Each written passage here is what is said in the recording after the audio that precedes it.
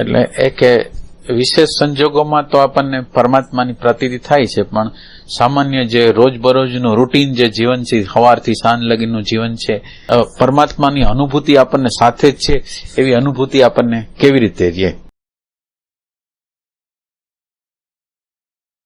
એટલે ભગવાનની જે મદદ કરવાની જે રીત છે, ભગવાન જે મદદ કરે છે, ઈશ્વર જે આપણને મદદ કરે છે, અસ્તિત્વ જે આપણને મદદ કરે છે, એ અસ્તિત્વ એવી રીતે મદદ આપણને કરે છે કે આપણી જરૂરિયાત નથી. સત્સંગ છે એ આપણી જરૂરિયાત નથી. આપણને ગમે છે, નથી ગમતું, પણ કુદરત આપણને એવા સંજોગોનું નિર્માણ કરાવી, સારા સંજોગોનું નિર્માણ કરાવી અને આપણને સત્સંગમાં જાતા કરી દે છે. તો આ સત્સંગમાં જાતા કરવાનું જે કારણ છે એ અસ્તિત્વ છે, કુદરત છે, નકર આપણે સત્સંગમાં જઈ ન શકીએ. તો આ જે સંજોગોનું જે નિર્માણ કર્યું છે એ પરમાત્માએ નિર્માણ કર્યું છે. હવે પરમાત્મા છે એ હર પલ હર ક્ષણ કોઈને કોઈ પ્રકારનો આપણે એની નજીક જાય એના માટે નિરંતર રીતે પ્રયાસ કરે છે. હવે નિરંતર રીતે પ્રયાસ કરે છે એમાં આપણે સુખની અંદર પરમાત્માને ભૂલી જાય છે અને દુઃખની અંદર પરમાત્માની વિશેષ યાદી આવે છે. એટલે કબીરજીએ એમ કીધું કે સુખમાં કોઈ સુમિરન કરે તો દુઃખ કોઈ દી આવે જ નહીં, તો દુઃખ છે એ કોઈ દી આવે નહીં. હવે આ જે સુખ, જેને આપણે જનરલ સુખ કહી છીએ, કોઈ પ્રોબ્લેમ નથી, કોઈ પ્રશ્ન નથી, એવી પરિસ્થિતિ છે. તો એ પરિસ્થિતિની અંદર હવે આ કાંઈ પરિસ્થિતિ નથી, એમાં આપણને એની જરૂરિયાત છે. આ જે પરમાત્મા છે એની જરૂરિયાત આપણને એની છે. પ્રશ્ન છે કે આપણે પરમાત્માનો પોકાર સામાન્ય પરિસ્થિતિમાં શું કામ કરી? પરમાત્મા એવું શું તત્વ છે કે જેથી આપણા જીવનની અંદર એની જરૂરિયાત શું છે? પરમાત્મા એવી કોઈ આવશ્યક વસ્તુ છે કે બિનજરૂરી વસ્તુ છે? પરમાત્મા શબ્દ દ્વારા આપણે શું સમજીએ છીએ? હવે આપણે પરમાત્માને પ્રેમ કરવાની વાત કરી છે, તો પરમાત્માની અંદર એવું શું છે કે જેથી આપણે એને પ્રેમ કરી? એવું શું છે પરમાત્માની અંદર? એવું શું છે? તો આ બધા પરમાત્મા કરે છે, પણ પરમાત્માની જરૂરિયાત શું? જરૂરિયાત ન હોય તો આપણે કઈ એને બોલાવાના નથી. તો એની નીડ છે, જરૂરિયાત છે, સખત જરૂરિયાત છે આપણને. તો પરમાત્મા શબ્દ દ્વારા શું સમજશું? પેલા બધા એને બોલવાનું છે. પરમાત્મા શબ્દ આપણે બોલી છીએ ત્યારે એનો અર્થ શું કરી છે? મોટી શક્તિ, સત્તા. બીજું શાંતિ, પ્રેમ, સમજણ. એટલે હવે આપણે જો એ શાંતિ હોય, એ સમજણ હોય, એ પ્રેમ હોય, તો હવે આપણે પરમાત્મા એટલે આગેની ને દૂરની વસ્તુ ન રહી. માનો કે મારી અંદર ભય પડેલો છે, ભય છે એ મારી અંદર પડેલો છે, અને બાળપણથી આવેલો મારી અંદર ભય છે ને એવા બીજા ઉમેરાણા છે, અને અત્યારે હું ઈ ભયો એમને અબાધિત રીતે એમને મારા જીવનની અંદર છે. એવી રીતે મારી અંદર રાગ છે, એવી રીતે દ્વેષ છે, લોભ છે, ઘૃણા છે, બધું મારી અંદર પડેલું છે. તો હવે પરમાત્મા જે છે એ શું કરશે? તો કે પરમાત્મા છે એ મારા ભયને કાઢશે, મારી અશાંતિને દૂર કરશે, મારી અણસમજણને દૂર કરશે. એવો પ્રકાશ છે, એવી શક્તિ છે કે એ મારા જીવનની અંદર આ બધું દૂર કરશે. જો એની હાજરી હોય તો પ્રેમ વિહોણો ન હો, એની હાજરી હોય તો શાંતિ વિહોણો ન હો, એની હાજરી હોય તો હું સમજણ વિહોણો ન હો. તો આ પરમાત્માની જરૂર છે એનો અર્થ એમ છે કે મારા જીવનની અંદર જે અરાજકતા છે, અવ્યવસ્થા છે, જે નેગેટિવિટીઓ છે, એને કાઢવા માટે પ્રકાશની જરૂર છે. પ્રકાશ છે એની જરૂર છે. તો આ પ્રકાશ છે એ પ્રકાશને હું પેદા કરું મારા જીવન. અને પેદા કરવા માટે પાછું કઈ પરમાત્મા નથી ને આપણે પ્રગટ કરવાના છે એવું નથી. મારી અંદર પ્રેમ છે, પણ મેં એવી પરિસ્થિતિનું નિર્માણ કરી દીધું છે કે 4, 5, 6 કુટુંબીજનો હોય એને જ મારા કહું છું. અને પ્રેમની તાકાત તો મારી આગળ છે, પ્રેમ આપવાની તાકાત તો કેટલી છે મારી આગળ, પણ મેં મારું એક નાનું સર્કલ બનાવી દીધું છે. અને એ સર્કલમાં ન આવતા હોય એને હું પ્રેમ નથી આપતો. અને જે સર્કલમાં જેને મારા કહું એ જે સર્કલમાં આવતો હોય તો એને પ્રેમ આપું છું. તો હવે વિચાર કરો કે આપણી અંદર પ્રેમ તો અખૂટ છે, ખાલી આપવામાં કંજુસાઈ છે. આપણી અંદર અજ્ઞાન એવું છે કે બધાને પ્રેમ કરશું તો એના દ્વારા પરિણામ સારું આવશે એવી ખબર પડતી નથી. એટલે આપણા ઘરના 4-5 મેમ્બરો, 6 મેમ્બરો થોડાક સગા સંબંધીઓને થોડાકને લઈ લે તો એના સિવાય આપણે પ્રેમ કરી શકતા નથી. અને પ્રેમની અંદર એક ક્વોલિટી પાછી આપણા નજીકના હોય એની અરે થોડોક વધારે, એની અરે થોડોક ઓછો. એટલે એમ કેમ કરી છે આપણે? આપણી પરમાત્મા એટલે પ્રેમ આપણી અંદર પડેલો છે. પ્રેમ છે એ આપણી અંદર પડેલો છે અને એ પ્રેમ છે આપણે વેચવાનો છે. એ પ્રેમ છે એને નિરંતર રીતે અટકાવનારું પરિબળ આપણી અંદર પ્રગટ થાય તો આપણે એને એ અવરોધને દૂર કરતા કરતા પ્રેમને અંદર જે પડેલું છે એ અંદર પડેલા પ્રેમને આપણે પ્રગટ કરવાનો છે. તો અંદર પડેલા પ્રેમને પ્રગટ કરો એ આપણું ભજન છે. હવે હું માનો કે પ્રેમ પ્રગટ કરું, હું અત્યારે મારી અંદર ધિકાર છે, રાગ છે, દ્વેષ છે, ઘૃણા છે, ભય છે, એને લીધે મારા આજુબાજુના સંજોગો બરાબર નથી. મારા આજુબાજુના સંજોગોનું કારણ બીજા કોઈ નથી, પણ મારી અંદરના જે નેગેટિવ અણુ પરમાણુ છે એ મારા કોઈ પણ પરિસ્થિતિના સર્જક છે. અત્યારે જે પરિસ્થિતિ છે એના સર્જક ઈ છે. તો હવે એના સર્જક જો એ હોય તો એને આપણે પોષવા જોઈએ કે એને આપણે દૂર કરવા જોઈએ? એને આપણે પોષવા જોઈએ કે દૂર કરવા જોઈએ?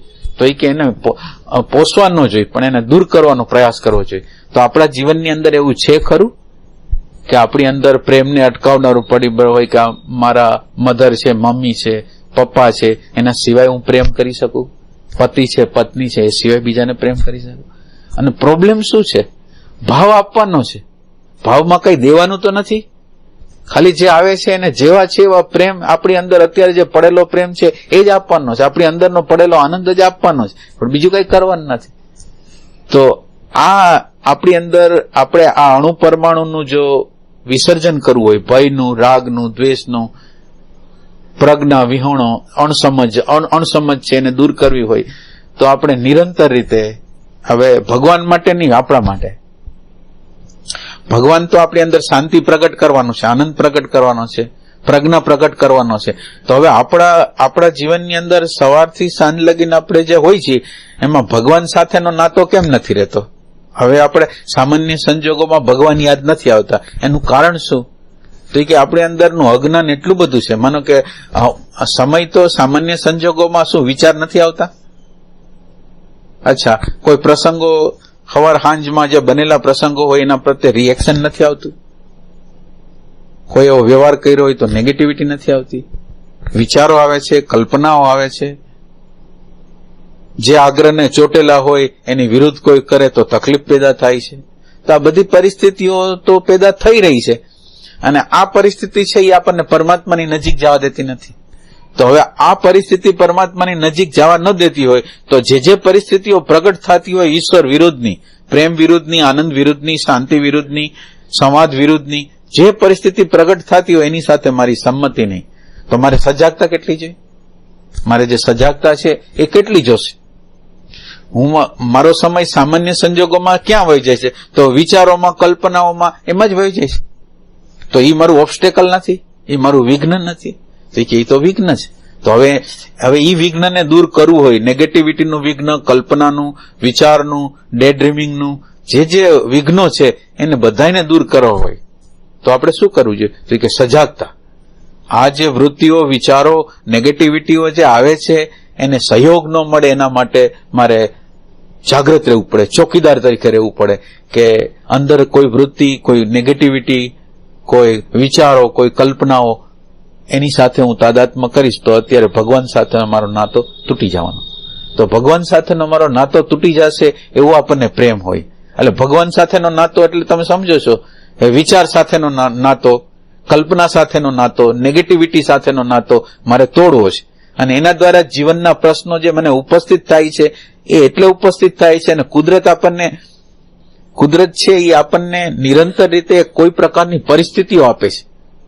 અને એ પરિસ્થિતિમાં જેમ ક્રિકેટ રમતો ખેલાડી હોય એને અઘરા બોલ આપવામાં આવે કે જેથી મેચમાં જાય તો એને પ્રોબ્લેમ ન થાય. તો એને કોઈ પણ દડા આવે તો એ દડાની અંદર કેવી રીતે રમવું એની કળા એ શીખતો જાય. અઘરા બોલ આવે અને અઘરા બોલની અંદર એને કેવી રીતે એને રમવું એને શીખતો જાય, અને જે સાચો ક્રિકેટર હોય એ કોઈ પણ દડાથી બીએ નહીં. એવી રીતે આપણા જીવનની અંદર નિરંતર કોઈને કોઈ નાનાથી માંડીને મોટા પ્રશ્નો જીવનની અંદર આવે છે, પણ આ પ્રશ્નો જે આપણી અંદર પ્રગટ થાય છે એ પ્રશ્નોને આપણે કેવી રીતે ફેસ કરી શકે કે જેથી આપણને ન બરાબર લાગે. પ્રશ્ન આવ્યો છે, પ્રશ્નમાં નથી પલાયન, નથી ભય, નથી કોઈ પ્રકારનો ત્રાસ, અને અમુકનું એક લર્નિંગ છે, અમુકનું એક આશ્ચર્ય છે, અમુકનો એક જીવનની એક ગતિ છે કે એ જીવનની ગતિની અંદર આપણને એમ લાગે છે કે આ તક મળી, હવે મારી અંદર રાગ પ્રગટ થયો, દ્વેષ પ્રગટ થયો, મારા માટે ઓપોર્ચ્યુનિટી છે, એની સાથે વહું કે ન વહું, મારા માટે તક છે. તો આ તકનો આપણે નિરંતર રીતે ઉપયોગ કરી તો સામાન્ય પરિસ્થિતિમાં પણ પરમાત્મા પ્રગટ થઈ જાય. એટલે સામાન્ય પરિસ્થિતિ સામાન્ય હોતી જ નથી, કોઈ ને કોઈ પ્રકારની આપણને પરમાત્માથી વિખૂટા કરનારી પરિસ્થિતિઓ હોય છે. આપણે હોવાપણાથી વિખૂટી કરનારી પરિસ્થિતિ સિવાય કાંઈ હોતું નથી. આખા દિવસ દરમિયાન ભલે કાંઈ બીજા વિશેષ પ્રસંગો નથી બન્યા, પણ વિશેષ પ્રસંગો નથી બન્યા, વિચારો નથી આવી, કલ્પનાઓ નથી આવ્યો, ક્રોધ નથી આવ્યો, સૂક્ષ્મ લોભ નથી આવ્યો, ઘૃણા નથી આવી, તો કે બધું આવ્યું છે. તો હવે આ બધું આવ્યું છે એમાં આપણે સજાગતા રાખી તો પરમાત્માની વધારે નજીક છે. એટલે પરમાત્મા જેને પસંદ કરે છે એને દુઃખ આપે છે. પરમાત્મા જેને પસંદ કરે એને દુઃખ આપે. દુઃખ એટલા માટે આપે કે દુઃખની જુદા જુદા પ્રકારની ક્વોલિટી આપણને આપે કે લ્યો આ નાનકડું દુઃખ, એને તમે કેવી રીતે હલ કરો છો, પછી તમે એની કેપેસિટી વધે તો હાયર પ્રકારનું દુઃખ તમે એને કેવી રીતે સોલ્વ કરો છો. તો પરમાત્મા આપણને એમ કહે છે કે તમે પ્રશ્ન વગરના બની જાઓ. જીવનની અંદર પ્રશ્ન આવે પણ સાયકોલોજીકલ સ્તર ઉપર તમને કાંઈ અસર ન હોય. પ્રશ્નો, શરીરની પીડા આવે, સાયકોલોજીકલ પીડાઓ આવે, પણ શરીરની પીડા આવે તો પણ ભલે, સાયકોલોજીકલ પીડાઓ સંબંધોમાંથી આવે તો પણ ભલે, પણ એની અસર મને ન થાય એના માટેનો મારે નિરંતર રીતે પ્રયાસ કરવો જોઈએ. એટલે જે તે પરિસ્થિતિઓ હોય એ અમસ્તી માનો કે આપણો આખો દિવસ પસાર થઈ જાય છે, એમાં ભલે વિશેષતા ન હોય, વિશેષતા ન હોય એ તો આપણી અંદર સૂક્ષ્મ દ્રષ્ટિકોણ નથી એટલે વિશેષતા નથી લાગતી. બાકી જેની અંદર પ્રકાશ છે એને તો નિરંતર રીતે એમ લાગે છે કે આ તો કંઈક વિશેષ છે, આ તો શીખવા જેવું છે, આ સમજવા જેવું છે, આ આપણો પ્રોબ્લેમ છે, આપણો ક્યાંક આગ્રહ છે, આ માન્યતા, આ અહંકારમાં હું ચોટેલો છું. તો નિરંતર રીતે મારી આગળ પ્રકાશ નથી એટલે મને બધું સામાન્ય લાગે. મારી અંદર પ્રકાશ હોય તો મને ખ્યાલ આવે કે એક સેકન્ડ પણ વિશેષતા સિવાય કાંઈ નથી. તો આપણે આ જે સામાન્ય પરિસ્થિતિ હોય જેમાં પ્રશ્ન નથી, એ પ્રશ્ન નથી એટલે એક સૂફી કહે છે કે દિલના દર્દ આવી મળે તેમ તેમ ખુશી માનવી, દિલબરે એટલે ભગવાને આપી છે ભેટ નવી. એટલે ભેટ નવી જે પરિસ્થિતિઓ જીવનની અંદર આવે એ પરમાત્માનો પ્રસાદ છે. કોઈ પણ પરિસ્થિતિ, અંતઃકરણની કોઈ પણ વૃત્તિ ખરાબ પણ થઈ ગઈ મારા રાગથી, મારા દ્વેષથી, તો મારા માટે ઓપોર્ચ્યુનિટી છે, એને મને ભેટ આપી છે કે આને ફેસ કેમ કરું, આ પ્રશ્નને હાવ કરતા હાવ મૂલ્ય વગરનો કેવી રીતે કરી નાખો, એની આપણા માટે તક છે. તો એ તક છે એ આપણને મળેલી છે, પણ આપણી અંદર એ પ્રકાશ વિશેષ રૂપે, એટલે સામાન્ય ભગવાન છે મદદ પણ કરે છે અને ભગવાન છે એ પોતાનું પ્રકાશ લઈ લે છે. એક પરિસ્થિતિ એવી હોય છે કે જેમાં ભગવાન એનો પ્રકાશ આપે છે, તમે આર્તનાદ કરો ને એ ક્યારેક એનો પ્રકાશ આપી દે, અને બાકીના સમયની અંદર કે તમારા પગ ઉપર તમે ઉભા રહ્યો, તમારા પગ ઉપર તમે ઉભા રહ્યો અને તમારી અંદર તમે કામ કરો એટલે એ પ્રકાશ લઈ લે. એટલે સાધક લોકોને તો આ બધી ખબર હોય કે અંધારાના દિવસો 10-15, 8-10 દિવસ ગયા હોય, 5-7 દિવસ ગયા હોય, ત્યારે અંધારાના દિવસો પાછા આવે, બધું પ્રકાશ જાણે કે વયો ગયો, સાધના જાણે કે ક્યાંય દૂર વહી ગઈ, કોઈ એવી વસ્તુ હાવી થઈ ગઈ પ્રકૃતિની, એમાં આપણે કાંઈ ન કરી શકીએ. અંધારું, હાવ અંધારું, અંધારામાં કોઈ સહાય નહીં. હવે આ અંધારું છે ને એ ખરેખર પરમાત્માને નજીક જવા માટેની એક તક છે. હવે આ જગ્યાએ જો આપણને ખરેખર આ શાંતિ પ્રત્યે, આનંદ પ્રત્યે, પ્રેમ પ્રત્યે જો પ્રેમ હોય તો આપણે અંદરથી પોકાર કરશું કે એ મારી શાંતિ ક્યાં ગઈ, એ મારો આનંદ ક્યાં ગયો, એ મારો અંદરનો પ્રકાશ ક્યાં ગયો. તો એના માટેનો આપણને અંદરથી આમ ઊંડો નાદ છે, ઊંડી પ્રાર્થના છે એ આપણી અંદરથી નીકળશે. એટલે આ અંધારું જે એક અંધારું છે ને એક પ્રકાશ છે, એમાં અંધારાના દિવસો બહુ વધારે છે અને અંધારામાંથી પસાર થઈને આપણે પ્રકાશને પામવાનો છે. તો આ અંધારું તો વારે વારે આવવાનું છે. આ અંધારું છે અને અંધારું ત્યારે લાગશે આપણને કે જ્યારે પ્રકાશનો કંઈક અનુભવ કર્યો છે, આપણે શાંતિનો કોઈક અનુભવ કર્યો છે, આનંદનો અનુભવ કર્યો છે, પ્રેમનો અનુભવ કર્યો છે, વિચાર વગરની સ્થિતિનો અનુભવ કર્યો છે. અને આ અનુભવ કર્યો છે ને આ અનુભવ જતો રહીએ. આ અનુભવ છે એ જતો રહીએ એટલે મને એટલી બધી બેચેની થાય, એટલી બધી તરફડાટ થાય કે આ ક્યાં ગયું, શાંતિ ક્યાં ગઈ, આનંદ ક્યાં ગયો, પ્રકાશ ક્યાં ગયો, આ પ્રકૃતિ મારા ઉપર આટલી બધી હાવી કેમ થઈ ગઈ. તો આ જે પરિસ્થિતિ આપણી અંદર જો નિર્માણ થાય, આવા પ્રસંગો સામાન્ય તો નથી, ભલે સામાન્ય લાગતું હોય, પણ એમાં ભગવાનનું તો વિસ્મરણ છે. એનું દુઃખ કેમ નથી આપણને દુઃખ કેમ નથી કે પરમાત્માનું વિસ્મરણ છે છતાંય કઈ દુઃખ નથી. તો એ કે આ જેમ જેમ આપણને આપણી અંદર સ્મરણ વધશે એમ એની પીડા છે ને, વિસ્મરણની પીડા છે ને તો જ થશે. એટલે સામાન્ય સંજોગોમાં, વિશેષ સંજોગોમાં પરમાત્મા મદદ કરે છે અને સામાન્ય સંજોગોમાં આપણે આપણી જાગૃતિ દ્વારા પરમાત્માને પકડવાના હોય. એટલે બે પરિસ્થિતિ આપે છે, એક સહયોગની પરિસ્થિતિ અને એક અંધારાની પરિસ્થિતિ. આ અંધારાની પરિસ્થિતિ છે એના દ્વારા જ આપણે પોકાર કરી શકશું. માનો કે અંધારું ન આવ્યું, સામાન્ય પરિસ્થિતિ ન આવી, તો આપણે પોકાર કરવાના જ નથી પરમાત્મા. તો આપણને જોડવા માટે આ વિષાદ છે, આ અંધકાર છે એ વિષાદ ઉત્પન્ન કરે છે અને વિષાદ છે એ આપણને જોડે છે. તો આ વિષાદ આપણને જોડે છે, એ પરમાત્માની ભાષા આપણને સમજાતી નથી. એટલે આપણને એવું લાગે છે કે સામાન્ય સંજોગોમાં આપણે પ્રેમને કેવી રીતે, સામાન્ય સંજોગોમાં આપણે નાનો પ્રકાશ છે એ જીવંત રાખવો જોઈએ. આપણી અંદર થોડી જાગૃતિ, થોડું ભજન એ આપણે રાખવું જોઈએ. અને આ ભજન રાખી તો અત્યારની પરિસ્થિતિ બહુ વિકટ છે એની આપણને ખબર પડે, નકર ખબર ન પડે. એટલે ભગવાન સામાન્ય પરિસ્થિતિમાં પણ આપણી હારે હાજર જ છે અને આપણને નવું કંઈક શીખવા માટે આપે છે, પણ આપણી દ્રષ્ટિ એ વખતે ન્યા નથી. વિચારો આવ્યા, રાગ આવ્યો, દ્વેષ આવ્યો, કઈ પણ વસ્તુ આવે છે તો આવે છે એ સમજવા માટે આવે છે, નીકળવા માટે આવે છે, પણ આપણે એને કાઢવા માટે કેટલા તત્પર છે એ રીતે એને લેવાનું છે.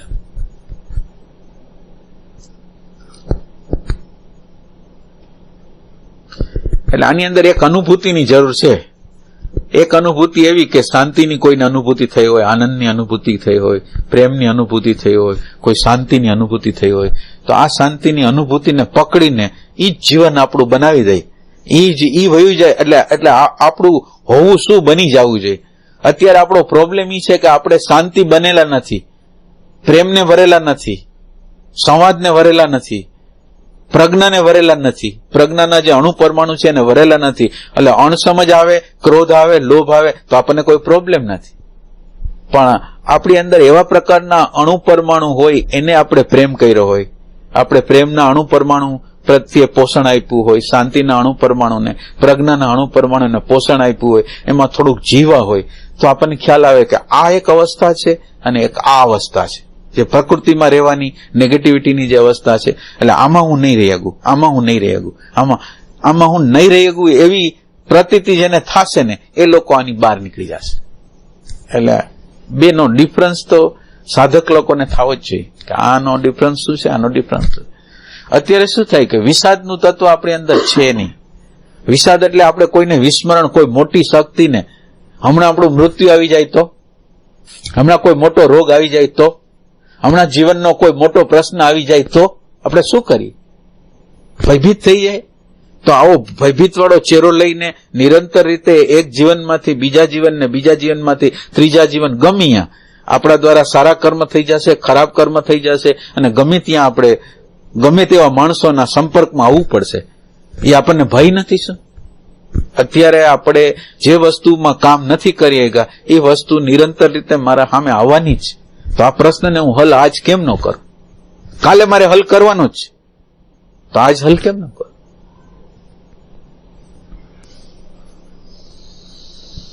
બે વચ્ચેનો ડિફરન્સ નથી સમજાતો ને જ્યાં લગીન સાધક લોકોને જે આ પરમ તત્વ કે શાંતિ કયો, પ્રેમ કયો એનો અને આ પ્રકૃતિની નેગેટિવિટીઓ છે એનો, એ બે વચ્ચેનો ડિફરન્સ અને એની અંદર જે પ્રકૃતિ, પરાપ્રકૃતિ છે એ ગમવા માંડે અને અપરા પ્રકૃતિ ત્રાસ આપતી લાગે એવા લોકો આની બહાર નીકળી જશે. બાકી બીજા લોકો બહાર નહીં નીકળે. સામાન્ય જેને લાગતું એ બહાર નહીં નીકળી શકે.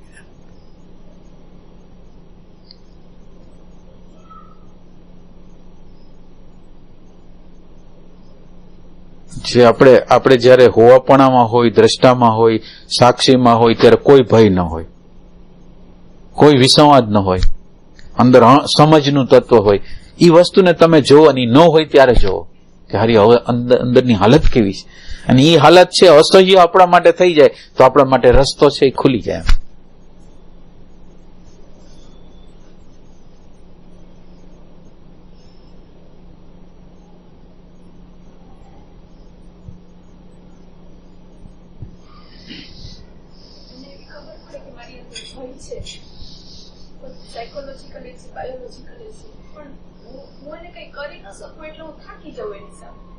એટલે કરી ન શકો એ એક વાત છે, પણ કરવા નથી માંગતા બીજો પ્રશ્ન છે.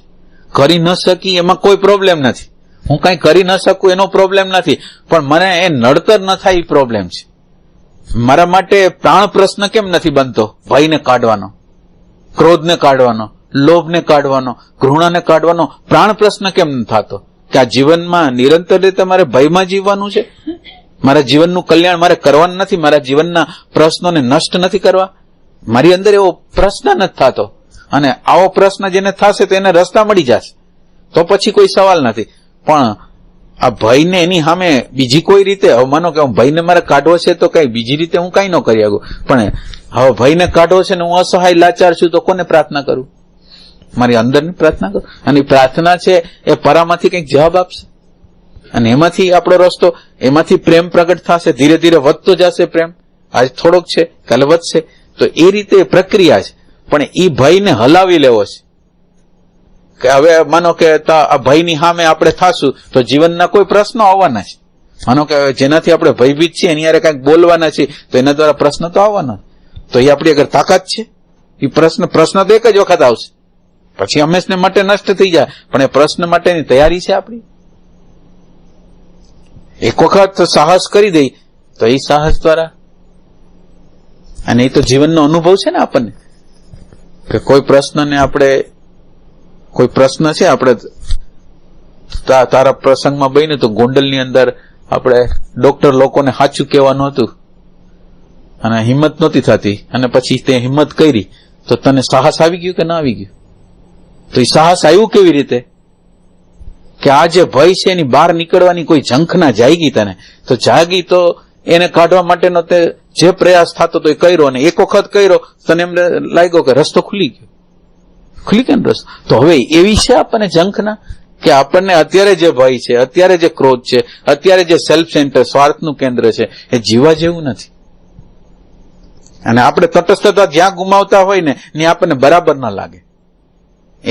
એક મારી નજીકની વ્યક્તિ આવે ને એક દૂરની વ્યક્તિ આવે, અને હું એને ભાવ બતાવતો હોઉં ત્યારે મને ખબર પડે કે આનો ભાવ, આની આગળ જે ભાવ બતાવું છું આની યાર ભાવ નથી બતાવતો. તો મારી તટસ્થતાની અંદર મને ખબર પડે કે હું પ્રેમ વિહોણો કેવો છું. આવી વિષમતા મારી અંદર કેમ છે? આની અંદર વધારે લાગણી રાખું છું, આની અંદર ઓછી કેમ છે? એ મને પ્રશ્ન થાય તો મારો ક્રાંતિ થાય, પણ મને પ્રશ્ન ન થાય તો ક્રાંતિ કેવી રીતે થાય? આપણે જે વ્યવહારો કરી છે એના પ્રત્યે સાવધાન હોવા જોઈએ કે અહીંયા રાગ કર્યો, અહીંયા દ્વેષ કર્યો, અહીંયા ઉપેક્ષા કરી, એ ખ્યાલ તો આવવો જોઈએ આપણને. એમ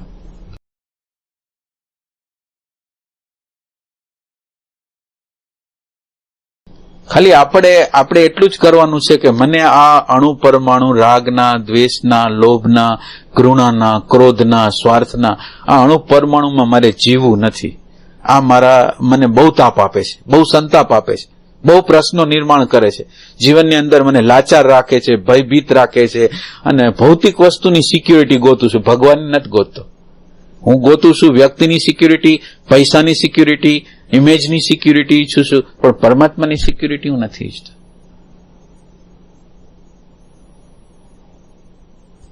એટલે જે લોકો આ ઝંખના કરશે એ લોકોને જ આ મળશે.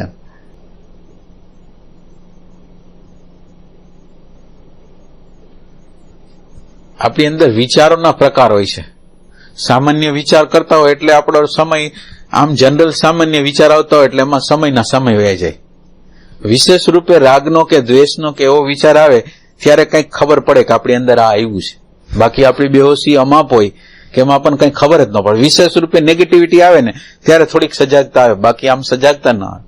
એટલે વિચારમાં ને વિચારમાં આપણા સમય, અને વિચારો છે એ વિચારોનું કામ છે એ આતંક મચાવવાનું છે. અંદરનો વિચાર એમ કે ઓલાએ વર્તન મારી અરે હું વાં ગયો તો એને વર્તન વ્યવહાર બરાબર નહોતો કર્યો, 50 વર્ષ પહેલા, 20 વર્ષ પહેલા, કલાક પહેલા એને વ્યવહાર બરાબર નહોતો કર્યો, તો વ્યવહાર બરાબર નહોતો કર્યો એને લીધે આપણી અંદર વિચારોની ઝાડની અંદર નેગેટિવિટી આવેલા રહે, ક્રોધ આવે, ઘૃણા આવે. તો આ ક્રોધ અને ઘૃણા જે આપણને આવે છે એની ખબર પડે કે ન ખબર પડે? અત્યારે કોઈ પરિસ્થિતિ નથી, કોઈ ઘટના નથી, ખાલી વિચાર જ આપણને હળી કરી અને નેગેટિવિટી ઉત્પન્ન કરે છે. તો આ વિચાર કેટલો ડેન્જર છે. આ વિચાર છે આપણે જીવનની અંદર વિચારની અંદર રહી છીએ એટલે જ આ બહારની સિક્યુરિટીનો જે ઝંખના છે એ વિચારને લીધે જ. વિચારની સાથે આપણું તાદાત્મ્ય છે એટલે ભગવાન હારે કોઈ જ કરતા કોઈ રીતે આપણે એની શરણાગતિ લઈએ જ નહીં. આપણે શરણાગતિ લઈ તો વ્યક્તિની, વસ્તુની, પરિસ્થિતિની, પૈસાની, સત્તાની, એની લઈ. એટલે વિચાર એટલો બધો ડેન્જર છે કે આપણને ભગવાનના રાજ્યમાં પ્રવેશ કરવા નથી. એટલે વિચારનું ડેન્જર પણ એટલું છે કે વિચારનો ઉપયોગ ભલે કરીએ આપણે, પણ વિચાર આપણા ઉપર હાવી ન થવો જોઈએ. તો આ વિચાર એવી વસ્તુ છે કે એટલી બધી ડેન્જર છે, બીજું કાંઈ હોય કે ન હોય, તમે વિચાર સાથે જોડાયેલા હો ને એટલે તમે ભયમાં જ છો, તમે આતંકવાદના પકડમાં જ છો. એ તમને ક્યારે શું કરાવશે ને એ ખ્યાલ નહીં આવે.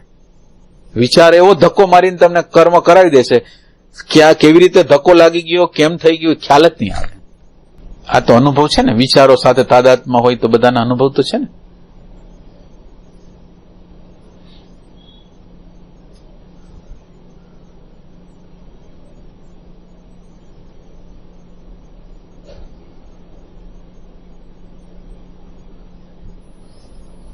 વધારે વર્ષ પ્રેમ કરીએ, વધારે વર્ષ પછી એવું હોઈ શકે પ્રેમ ખલાસ થઈ ગયો? ના, પ્રેમ કોઈ ખલાસ ન થાય. પ્રેમ સ્વરૂપ જ છે, પ્રેમ સિવાય બીજું કઈ છે નહીં. એટલે પ્રેમ ખલાસ ન થઈ જાય, પણ પ્રેમના તરંગો વધતા જાય એટલા નહીં, વધતા જાય તો આખા બ્રહ્માંડની અંદર વ્યાપી જાય. તમે અહીંયા બેઠા હો ને તમારી અસર લંડનમાં જાય, તમારી અસર બીજા કોઈ ગ્રહમાં જાય, પ્રેમની અસર થાય. એટલે પ્રેમ તો જબરજસ્ત ઘટના છે, આ વિશ્વની બહુ જબરજસ્ત ઘટના છે. પ્રેમ કોઈથી ખલાસ ન થાય. એ ખલાસ થાય તો એ ઓલું મટીરિયલ કહેવાય, મેટર નથી, સ્વરૂપ છે. પ્રેમ છે એ સ્વરૂપ છે. પ્રેમ જેમ જેમ વધતો જાય એમ મને તો સુખ થાય, પણ આજુબાજુના લોકોને સુખ થાય, આજુબાજુ લોકોને સમજણ થવા માંડે કે રિએક્શન કરવામાં ફાયદો નથી, પ્રેમ કરવામાં ફાયદો છે. અને કોઈ પણ પરિસ્થિતિ છે એમાં તમે પ્રેમ આપવા માંડો, તમને કોઈની તાકાત નથી તમને ધિકાર કરીશ. આપણી અંદર કંઈક વસ્તુની કચાશ હોય ને તો જ કોઈ ધિકાર કરી શકે, નકર ધિકાર ના કરી શકે. એટલે પ્રોબ્લેમ છે એ અહીંયા છે. પ્રેમ કોઈ દી ખલાસ થવાનો નથી, પ્રેમ નિરંતર રીતે વધવાનો છે. અને આ વિશ્વને જે જરૂરિયાત છે, આ તમે આમ બરાબર રીતે જોવો, એક કુટુંબ એકલા બેઠા હો તો જોવો તોય પ્રશ્ન છે, કુટુંબમાં જીવતા હો તો પ્રશ્ન છે, આપણે કોઈ જાતિમાં આપણા સગા સંબંધી હારે છે તો છે, આપણે કોઈ પ્રાંતમાં રહી છીએ ત્યાં સમસ્યા છે, કોઈ રાષ્ટ્રમાં રહી છીએ તો, અને વિદેશમાં બધે સમસ્યા, આતંકવાદ બધે છે. નાના સ્કેલથી માંડીને મોટા સ્કેલ લગીને. એટલે અત્યારે વધારેમાં વધારે જરૂરિયાત છે એ પ્રેમની જરૂરિયાત છે. આ વિશ્વને જે જરૂરિયાત છે એ પ્રેમની જરૂરિયાત છે, બીજી કોઈ જરૂરિયાત નથી.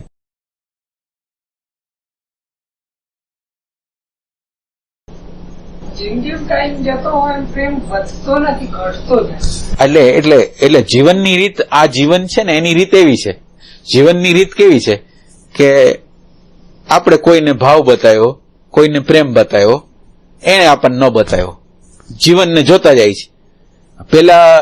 પેલા બહુ વધારે પડતી લાગણીઓ બતાવતા હતા, ધીરે ધીરે બીજા લોકોનો વ્યવહાર, વર્તન, લુચાઈ, કપટ ભરેલું વર્તન આપણી સામે આવવા માંડે એટલે આપણે જડ થતા જાય, એના જેવા થતા જાય.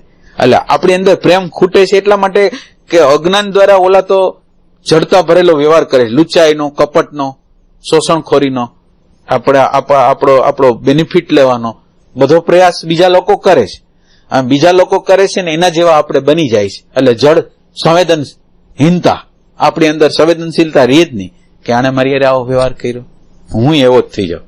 તો તમે વિચાર કરો કે અજ્ઞાન અબૂધ દારૂ પીધેલો માણસ છે, એ ગમે તેવો વ્યવહાર કરે, પણ એવો વ્યવહાર આપણે કરાય?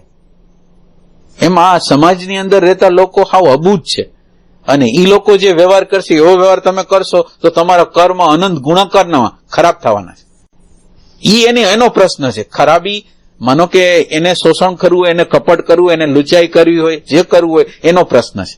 મારી અંદરનો પ્રેમ તત્વ હું ના જવા નહીં દઉં, અને હું મારા પ્રેમનું તત્વ નહીં જવા દઉં તો મને બધું મળશે.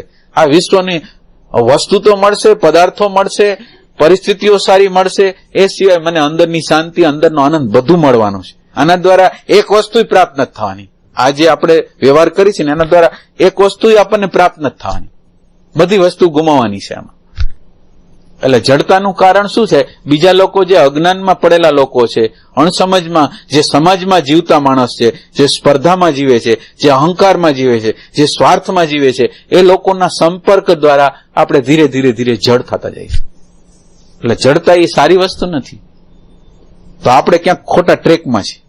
આપણે જે અબુદ્ધ લોકો છે, અણસમજવાળા લોકો છે, એની આગળથી આપણે લેસન લીધું છે.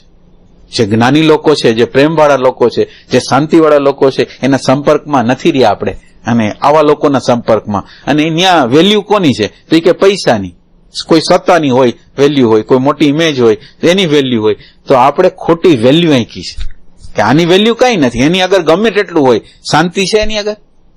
કોઈ પણ વ્યક્તિ મોટા હોદ્દા ઉપર હોય, પણ એની આગળ શાંતિ, એને પ્રેમથી જીવતા આવડે કે પ્રેમથી જીવતા નથી આવડતું? ગમે એવો મોટો માણસ, વૈજ્ઞાનિક માણસ છે, વકીલ માણસ છે, ડોક્ટર માણસ છે, પ્રાઇમ મિનિસ્ટર છે, ચીફ મિનિસ્ટર છે, એને જીવતા આવડે તો કે એને જીવતા નથી આવડતું. એને આજુબાજુના લોકો હારે કેમ જીવવું એને આવડતું જ નથી. એટલે એના દ્વારા કેટલાય કોન્ફ્લિક્ટ છે, એની પત્ની હારે, એના બાળકો હારે, બધા હારે કોન્ફ્લિક્ટ છે. તો એ મોટો માણસ કેવી રીતે? એટલે આપણે જેને મોટા માણસ કરીશી એ કહીશી તો મોટા માણસ હોતા જ નથી. એવું કહી શકે કે લાગણી પ્રગતિ હોય, પ્રેમ પ્રગટો જ ન હોય. જેમ કે પ્રેમ પ્રગટો હોય તો પછી એનું સ્વરૂપ જ બતાવી દે, પણ ખાલી લાગણી પ્રગટી હોય આપણા સંબંધોમાં, અને આપણે માની બેઠા કે આ પ્રેમ આપું છું અને સામેથી મળતો નથી મને. એ બરાબર છે, એ બરાબર છે, બરાબર છે. આપણી આગળ લાગણી છે. લાગણીનો અર્થ એવો છે કે હું આપું છું, એના બદલામાં તમારે કંઈક આપવાનું છે. હું તમારા માટે આટલું ઘસાવું છું, તમારે હું એની અંદર હિસાબ કિતાબ રાખું છું. જેટલું હું કર્યું છે મને ખબર નથી, હું હિસાબ કિતાબ અંદર રાખું છું, પણ મારું મન એવું છે કે હું કોઈ પણ વ્યક્તિ પ્રત્યે કંઈ પણ કરું છું એટલે હિસાબ કિતાબ રાખે છે. પછી જયારે મોકો આવે ને ઈ હિસાબ કિતાબ, એનું કોઈ કામ હોય ને એમાં હેલ્પ ન કરે, એટલે ઈ બધા એના પોતાના અંદરના જે હિસાબ કિતાબ હોય ને બહાર કાઢે કે મેં તારા માટે આટલું કર્યું હતું, તારા માટે આટલું કર્યું, તારા માટે આટલું કર્યું, તારા માટે. તો ઈ જે લાગણીઓ છે, એ લાગણીઓ શું કહેવા માંગે? હું કરું અને તમે કરો. જો તમે ન કરો એટલે મારી અંદર બ્લાસ્ટ થાય, મારી અંદર ક્રોધ થાય, મારી અંદર હિંસા આવે. તો આને પ્રેમ કહેવાય?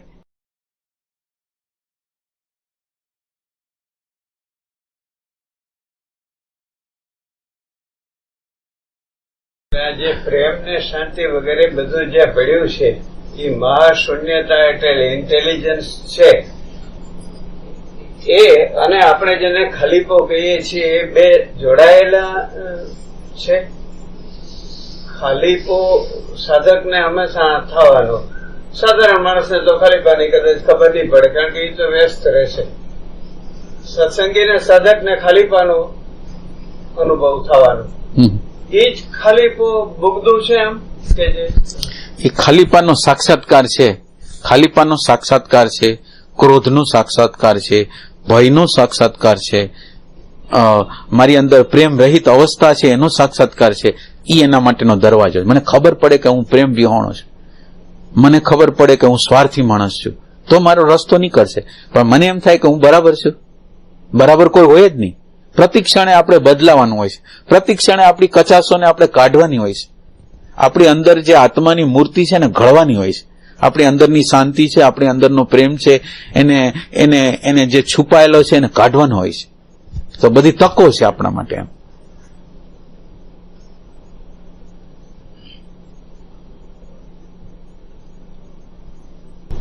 ખલીફાનો સાક્ષાત્કાર કેવી રીતે? એટલે એના માટે છે ને જાગૃતિનો સંદર્ભ છે. એટલે તમારું વર્તમાનનું જે વસ્તુ છે એ વધવી જોઈએ, પ્રકાશ અંદર વધવો જોઈએ. પ્રકાશ વધશે તો અંધારું દેખાશે. હવે આપણે વર્તમાનમાં હોય નહીં ને ભૂત ભવિષ્યમાં નિરંતર જીવતા હોય તો આપણને ખબર જ ન પડે કોઈ વસ્તુની. એટલે એના માટે જરૂર છે વર્તમાનની, અને વર્તમાન નજીકથી આપણે અત્યારે જે વિચાર કરતા હોય, જે વૃત્તિ ઉઠતી હોય એને નજીકથી નિહાળવાની જરૂર છે એમ.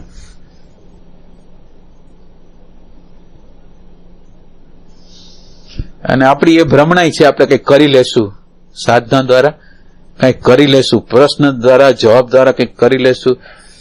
ઈ કુદરત છે, ઈ જ કઈ ને કઈ પરિસ્થિતિનો ધક્કો મારીને આપણને કરાવી રહ્યું છે અત્યારે. એટલે આપણે કરવા માટે સમર્થ કાંઈ નથી. એટલી ખબર પડે ને ત્યાંથી સાધના શરૂ થાય. કાંઈક કરી લેશું, આપણે કાંઈ પણ કરી લેશું, એ ભ્રમણા છે. આપણે કાંઈ નહીં કરી શકીએ. એની શક્તિ, એની સહાય નહીં હોય તો આપણે કાંઈ નહીં કરી શકીએ. એટલે આપણે કાંઈ નથી કરી શકતા એવો સાક્ષાત્કારની આપણને જરૂર છે. આપણે કાંઈ કરતા કાંઈ કરી શકતા નથી. એટલે વ્યવહારના સંદર્ભથી નથી કહેતા, સાયકોલોજીકલ સ્તરથી કહીશ કે આપણે કાંઈ કરીને, આપણે રાગને કાંઈ ન કરી શકીએ, દ્વેષને કાંઈ ન કરી શકીએ, ક્રોધને કાંઈ કરી શકીએ, અમુક પરિસ્થિતિઓને કાંઈ ન કરી શકીએ. અમુક જીવનની એવી પરિસ્થિતિઓ, એવી ઘટનાઓ, એવી વ્યક્તિઓ આજુબાજુ ગોઠવાઈ ગઈ હોય વિચિત્ર, તો એને આપણે કાંઈ ન કરી શકીએ. એટલે કાંઈ ન કરી શકવું એવું સમજણ પેદા થાય ને એટલે આપણી સાધના ચાલુ થઈ જાય.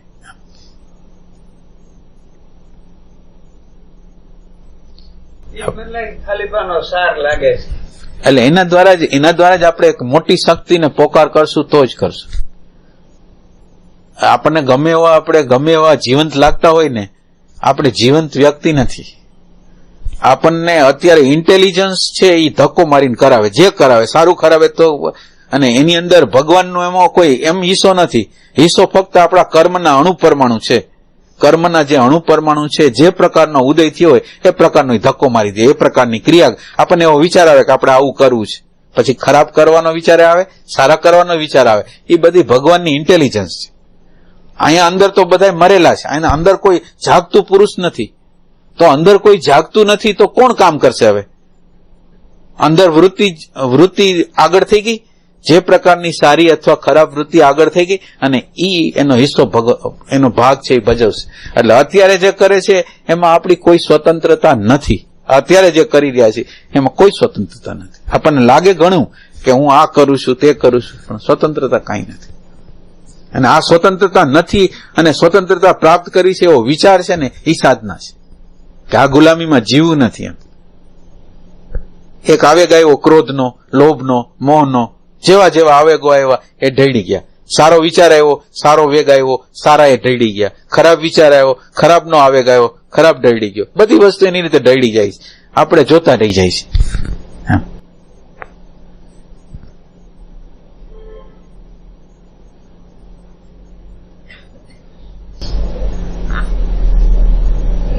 અત્યારે મારી પાસે સમય છે તો વિચારો આવે, એ ખોટું બહુ આ વિચારોથી મજા નથી આવતી, તો વિચારો સાથે યુદ્ધ થઈ જાય. ના, વિચાર યુદ્ધ કરવાની જરૂર નથી. વિચારો યુદ્ધ કરવાની જગ્યાએ આપણી સુરતાને એક જગ્યા ગોઠવી દે. માનો કે શ્વાસમાં ગોઠવી દીધી, મંત્રમાં. જયારે નવરા પડી ત્યારે શ્વાસમાં, નાભીમાં, હૃદયમાં, આજ્ઞાચક્રમાં, મંત્રમાં ગમ્યા ગોઠવી દીધી. હવે આપણે એની કોન્ફ્લિક્ટ કરવાની જરૂર જ નથી. વિચાર કોન્ફ્લિક્ટ કરવો જ નથી. વિચારની સામું જવું નથી. આપણને ખ્યાલ આવ્યો કે શ્વાસમાં રહેવાનું છે, પછી રેવાય ભલે 2 સેકન્ડ 3 સેકન્ડ, પાછું 2 સેકન્ડ 3 સેકન્ડ પાછું આવી ગયા, પાછા 2-3 સેકન્ડ આવી ગયા. એટલે એ પ્રોબ્લેમ નથી. વિચાર કે લડવાનું નથી. વિચાર કરતા આપણે હવે એટેન્શન ક્યાં રાખવું છે, આપણી સુરતા છે આપણે ક્યાં રાખવી છે નક્કી કરી લેવાનું. આખો દિવસ મારે જયારે જ મને યાદ આવે ત્યારે મારે સુરતા રાખવાની છે. આમાં શ્વાસમાં રાખવાની છે, મંત્રમાં રાખવાની, ગમે તેમ.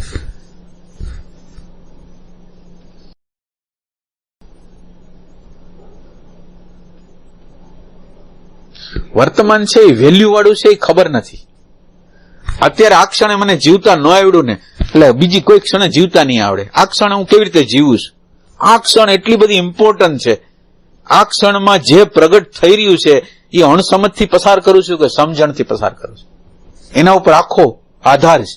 આ ક્ષણ એટલી બધી મહત્વની છે, એટલી બધી મહત્વની છે કે એ મહત્વતા મને ખબર પડે તો હું હાજર રહું, હું વર્તમાનમાં રહું, હું સુરતામાં, હું કંઈક અભ્યાસ કરું, પણ મને ખબર જ ન હોય તો અભ્યાસ કેવી રીતે કરું?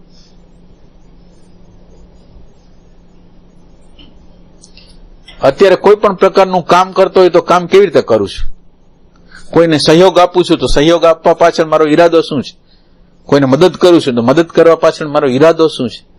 એ આપણે અંદર જોતા જોતા રહીને તો આપણને આપણી ખબર પડે. એટલે હર ક્ષણ હર પલ છે એમાં કઈક ખામીઓ છે, હેતુઓ છે, કોઈને કોઈ પ્રકારના હેતુ છે. અને આપણે કોઈ પણ વ્યક્તિને મળી છીએ તો એનો ઉપયોગ આપણા માટે શું થઈ શકશે એ જ વિચાર પહેલો આવે છે. કોઈ વ્યક્તિને આપણે મળી છીએ તો આપણને આ વ્યક્તિ ક્યાં કામ આવશે, આપણે ક્યાં કામ આવશું એ નહીં, એ વ્યક્તિનો ક્યાં ઉપયોગ છે. એટલે આપણું જે કેન્દ્ર છે એ સ્વાર્થનું કેન્દ્ર છે. અને આ સ્વાર્થનું કેન્દ્ર હોય એનો વાંધો નહીં, તો એની ખબર નથી અને એનું શરમ નથી અને એ અણુ પરમાણુનો અણગમો નથી. એ પ્રોબ્લેમ છે.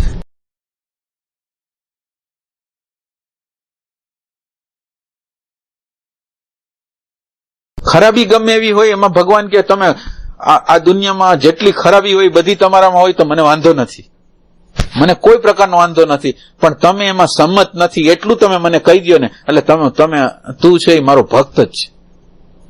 ભગવાન એમ નથી કહેતા ખરાબી ન હોય, ખરાબી મારામાં બધી પૂરેપૂરી ભરેલી છે અને એ ખરાબી સાથે હું સંમત નથી, મને ગમતું નથી, મારી લાચારી છે કે મારે પસાર થવું પડે. તો ભગવાન કે મારો ભક્ત છે ને એ ભક્તને હું તારીશ જ. એમ ભગવાનનું વચન છે કે એ વ્યક્તિને હું તારીશ. બાકી દમ કરતો હોય, દોડ કરતો હોય, જેને બધું ગમતું હોય અને ખોટી સાધના કરતા હોય તો કે એને કઈ હેલ્પ નહીં કરો.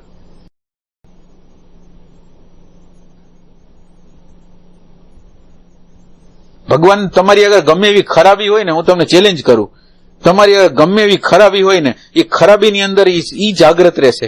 ખાલી તમારો પ્રેમ એવો હોય કે હું ભલે અત્યારે મારી અંદર આ બધી વસ્તુ આવી ગઈ છે, પ્રકૃતિની ખરાબી મને આવી ગઈ, પણ ભગવાન હું આની સંમત નથી, તો ભગવાન તમારી આગળથી આગો જાય જ નહીં.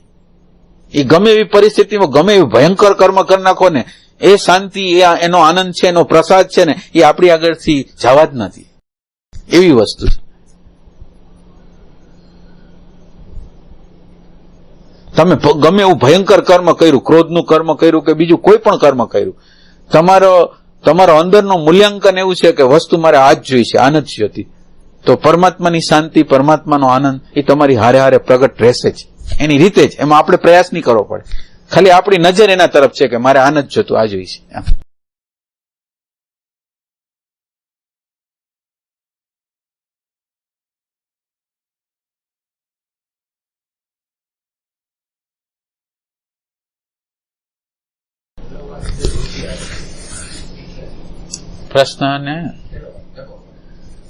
પ્રશ્નનો પલાયનવાદ એ બુદ્ધિમાંથી આવે છે.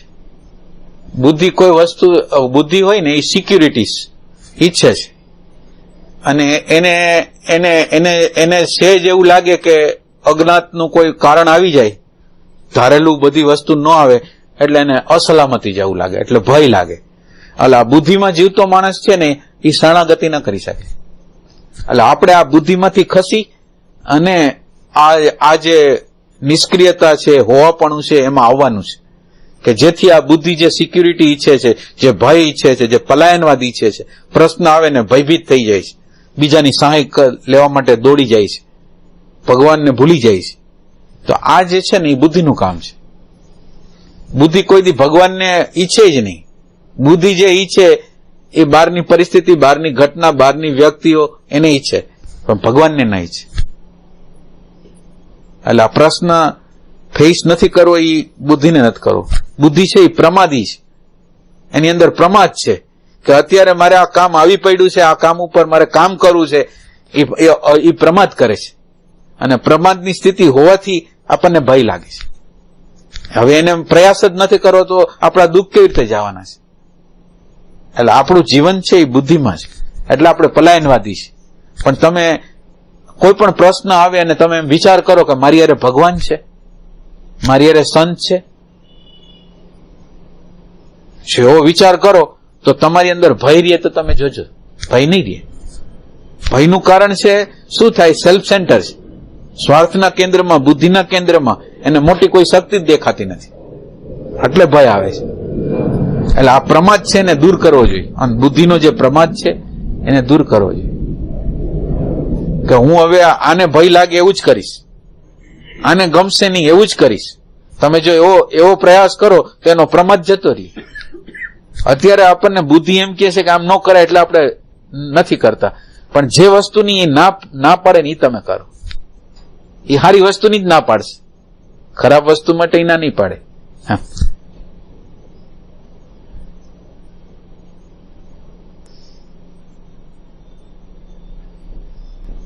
મન બુદ્ધિની એક મજા છે, એ ટોટલ ક્યારેય ન હોય. એટલે એવું જોવા મળે છે આપણામાંથી કે મારે જે કરવું છે ને એ જ મારે નથી કરવું એવું. હા, સાચી છે. એટલે એ વાત સાચી છે. ખતરનાક.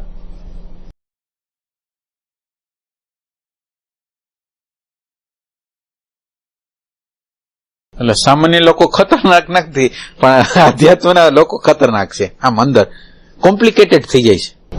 એક પીછા જેવા જેવી છે બુદ્ધિ.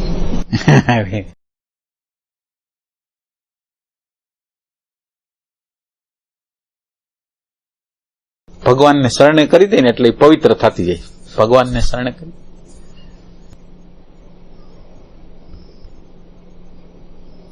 એક બાળક હોય કેમ કઈ પ્રશ્ન થાય તો એની માને પોકાર કરે કે બીજા કોઈને પોકાર કરે. નાનકડું બાળક છે, કઈ પણ પ્રશ્ન માં કરે. એટલું જ આ અધ્યાત્મ આટલું જ છે કે મારે કઈ પણ વસ્તુની મને જરૂરિયાત પડી એટલે મોટી શક્તિને હું પ્રાર્થના કરું છું, મને આમ સહાય કર, મને સહાય કર.